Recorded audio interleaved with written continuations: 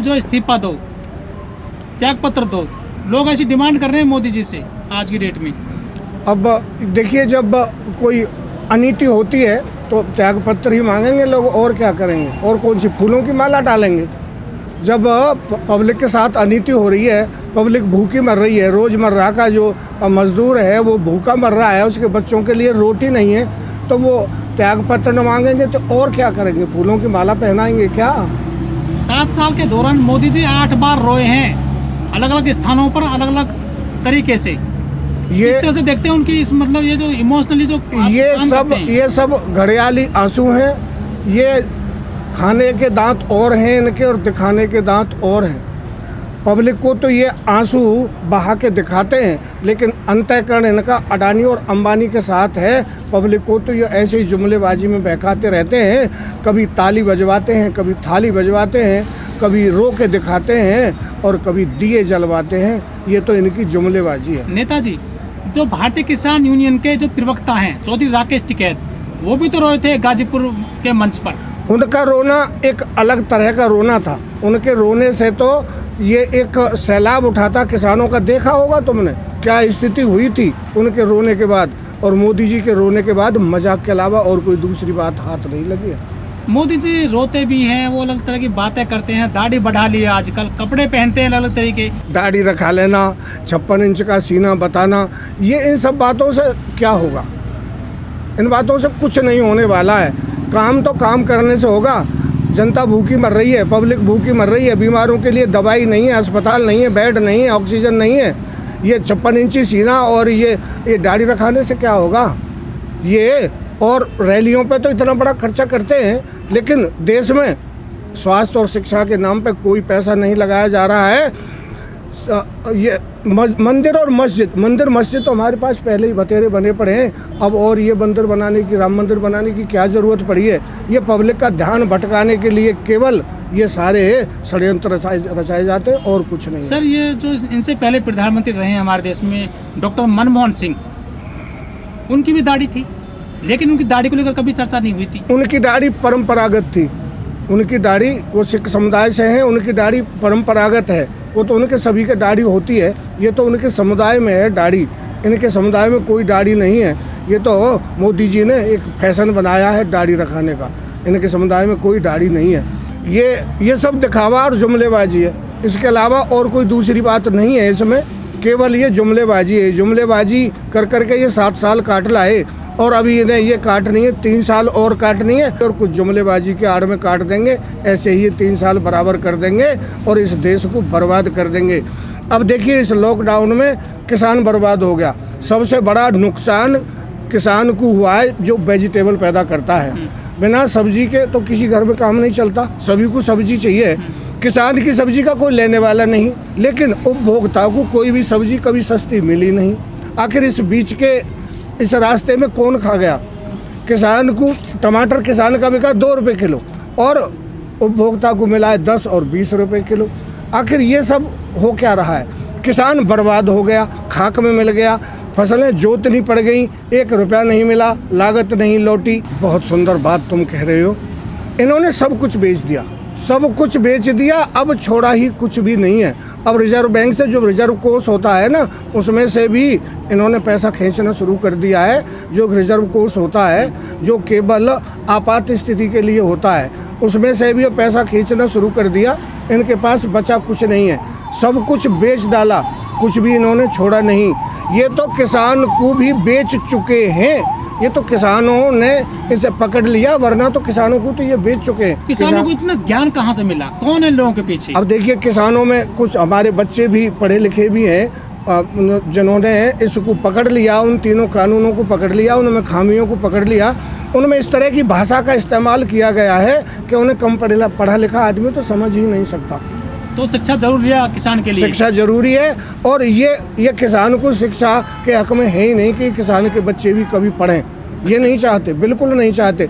इसलिए तो वो प्राइमरी स्कूलों में ये दलिया बंटवाया जाता है। बच्चे वहाँ दलिया खाते हैं, कटोरा बजाते हैं और घर को भाग के आ जाते हैं। अब इन नेता और अफसरों के बच्चे क्यों नहीं पढ़ते, उन्हीं टीचरों के बच्चे क्यों नहीं पढ़ते उन स्कूलों में। जिसके लिए जो स्कूल इन्होंने हमारे लिए बनाए हैं, इन नेता और अफसरों के बच्चे उनमें क्यों नहीं पढ़ते? इनके तो हाई फाई स्कूलों में पढ़ते हैं और हमारे बच्चे उन गरीब स्कूलों में पढ़ते हैं, क्योंकि हम गरीब हैं। इनको बलगलाने वाले ये अडानी और अंबानी हैं, गौतम अडानी और ये मुकेश अंबानी, ये इन्हें बलगलाने वाले हैं।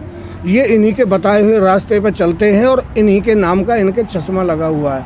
जो रास्ते वो दिखाते हैं उन्हीं रास्तों पर ये दौड़ते हैं। वरना तो ये 6 महीने ये किसान आंदोलन 4 दिल्ली के गेटों पे पड़ा हुआ है। 6 महीने तक प्रधानमंत्री इसे बर्दाश्त कर रहे हैं। ये तो 6 दिन भी बर्दाश्त करने के योग्य नहीं था। उन्हें तो जब तीसरे दिन इनके बीच में आ जाना चाहिए था और किसानों की हर समस्या का समाधान करके इन किसानों को घर भेज देना चाहिए था। सर, जो हरियाणा और पंजाब के किसान हैं वो बहुत विकसित किसान हैं, उनकी बहुत आधुनिक सोच है, नंबर 1। नंबर 2, उन्होंने बीजेपी को वोट भी नहीं दिया। वह दूसरी बात है कि हरियाणा में समर्थन से सरकार बन गई, लेकिन वहाँ के किसान बड़े पैमाने पर सरकार के खिलाफ उग रहे हैं आज की डेट में। लेकिन उस हिसाब से जो उत्तर प्रदेश का किसान है, वो जो उत्तराखंड का किसान है, वो खुलकर मतलब इस कानूनों को लेकर सरकार का विरोध नहीं कर रहा है। वो ये कहते हैं कि मोदी सरकार से तो हमारी लड़ाई है, लेकिन बीजेपी से हमारा कोई मतलब बैर नहीं है। वो बीजेपी को चाहते भी हैं, लेकिन सरकार का जो खिलाफत करते हैं वो सीधे सीधे बीजेपी को सपोर्ट आज भी कर रहे हैं। देखिए, वो दिन जा चुके, जब गधे पंजीरी खाते थे, वो दिन जा लिए। अब हर आदमी जागरूक हो चुका है, इनकी हर चाल को समझ चुका है हर आदमी।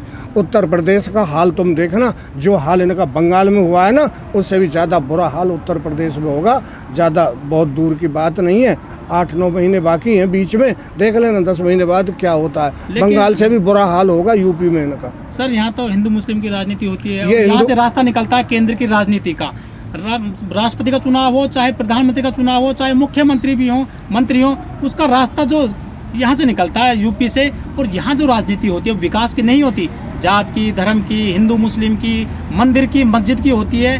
तो ये तो चीज़ें जो आप बोल रहे हैं सब ये बेमानी लगती हैं। बिल्कुल ठीक कह रहे हो तुम, बिल्कुल ठीक कह रहे हो। ऐसा ही होता है जब ये आते हैं इलेक्शन, तो ये जो है ना, हमें जाति धर्म समुदाय में हमें बांट दिया जाता है। लेकिन अब हर आदमी जागरूक हो चुका है। अब ये पहले जैसे लोग जो है ना भूल में नहीं है। अब हर आदमी जाग चुका है, हर आदमी समझ चुका है। हर वर्ग इस वक्त दुखी है, हर वर्ग इस वक्त परेशान है, रोजी रोटी के लिए परेशान है। बच्चे घरों में रो रहे हैं, उनके लिए रोटी नहीं है, तो वो ये मोदी सरकार को वोट देंगे का, चाहे वो किसी धर्म और समुदाय के सही, लेकिन जिसके बच्चे भूखे रोते हों वो कोई भी इस सरकार को चाहने वाला नहीं है और वो किसी कीमत पे से वोट नहीं देगा। सर, अभी संडे आने वाला है इस महीने का आखिरी, तो मन की बात कहें बोलेंगे मोदी जी। आपने कितनी बार मन की बात सुनी है रेडियो पर मोदी जी की? ये तो मैंने तो एक आध बार सुनी होगी। अब तो मोदी जी की कोई भी बात सुननी अच्छी ही नहीं लगती। ये तो वो वाली बात है इनकी, आप ही नाहर, आप ही गाय, आप ही मारे, आप ही खाए। ये अपनी पीठ अपने आप थपथपाते हैं। ये कुछ भी कर लें, अपनी पीठ अपने आप थपथपाते हैं। इन्हें कोई भी आज कोई अच्छा कहने वाला नहीं है। इन्हें आज हर जाति वर्ग इन्हें धिक्कार दे रहा है कि इन्हें शर्म आनी चाहिए जो किसानों का हाल हो रहा है। और ये मन की बातें करने में लगे हुए हैं। ये मन की बातें किसानों के बीच में आके बता देना। ये रेडियो और टेलीविज़न पर इन बातों को करने से कौन सा लाभ होगा? किसानों के बीच में आ जाए।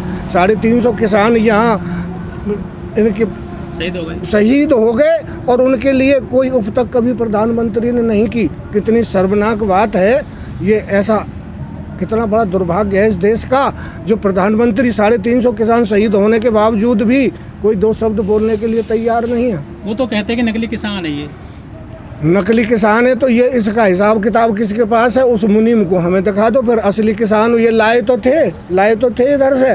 वो एक रात रुके, उन्हें दारू पिलाई, उन्हें ट्रैक्टर का किराया दिया और वो 2 घंटे वहाँ हाय तौबा कर के भाग गए, लौट के भाग गए और फिर वो कभी ढूंढे नहीं पाए। ये लाए तो थे असली किसान, जब ही लाए थे जब हमारा आंदोलन शुरू हुआ था, दिसंबर के महीने में लाए थे ये।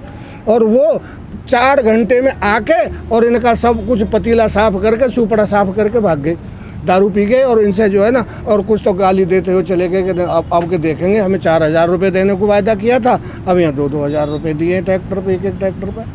तो मोदी जी का 7 साल के दौरान जो आपने देखा है, उनका जो स्टाइल है बात करने का, कुछ बदलाव देखते हैं आप उसमें? 5 साल ले गए ये जुमलेबाजी में। बहनों भाइयों, 15-15 लाख रुपया, ये पिछली 5 सालों को तो 15 लाख ले गए। 15 लाख हर दिमाग में घुस गए कि 15 लाख तो आ ही जाएंगे, सब काम ठीक हो जाएगा। वो 15 लाख में 5 साल कट गए। और अब ये जो 2 साल आए हैं अगली सत्ता के, अब इन्होंने और भी बखेड़ा करना शुरू कर दिया, क्योंकि अब और तो कुछ इनके पास शेष बचा नहीं है। ये किसान की ज़मीन बची थी, इसे भी आज ठिकाने लगाने के लिए 3 बिल ले आए, और वो भी ऐसे टाइम में लाए हैं जब कोरोना काल चल रहा था। वो ला के ये 3 बिल पास करा दिए और किसान के ऊपर थोप दिए। किसान भाग रहा है कि हमें नहीं चाहिए तुम्हारे ये बिल, और मोदी जी पीछे लेके भाग रहे कि नहीं लेते जाओ, ये तुम्हें बड़ा आराम करेंगे, तुम्हारी आय दोगुनी कर देंगे। हमारी आय तो 0 हो गई, आखिर वो दुगनी आय देखने का कोई दिन आएगा भी? आपकी आय दोगुनी 2022 में होगी। 6 महीने बाकी है। 6 महीने में हमारी आय दोगुनी हो जाएगी। 7 साल 6.5 साल में तो हुई नहीं, 7 साल में तो हुई नहीं, अब 6 महीने में दोगुनी हो जाएगी। 22 में हमारी आय दोगुनी हो जाएगी। कैसे संभव है ये? कोई ये कौन सा गणित है, ये कौन सा आंकड़ा है कि अब 6 महीने में आय दोगुनी हो जाएगी? इन 7 साल में तो हम भूखे मर गए। हर मिनट में 1 मिनट में एक किसान खुदकशी कर रहा है। हर मिनट में एक किसान खुदकशी करता है। ये मैं कोई अपने जेब से नहीं कह रहा हूँ, ये आंकड़े बताते हैं। लेकिन कोई भी सुनने वाला नहीं है, कोई देखने वाला नहीं है इस किसान की तरफ। ये जो खेती कर रहा है ये घाटे का सौदा है, और इस घाटे के सौदा को कब तक करेगा? घाटे के काम को कोई कब तक करेगा? अपने बच्चे को, जो भी कोई बिजनेस कर रहा है, जो भी कोई कुछ भी कर रहा है, वो अपने बच्चे को उस व्यवसाय को कराना चाहता है। क्या ये किसान भी अपने बच्चे को खेती कराना चाहता है? कोई अपने इसी व्यवसाय में लगाना चाहता है? किसी किसान से आपने पूछा है कभी कि तुम अपने बच्चे से खेती कराना चाहते हो? किसान ये कहता है अपने बच्चे से कि चाहे कुछ भी कर ले, चाहे 5,000-7,000 की नौकरी कर ले, कुछ भी कर ले, लेकिन ये खेती मत करिए, ये खेती बहुत बुरी बला है, इसने तो खाक में मिला दिया।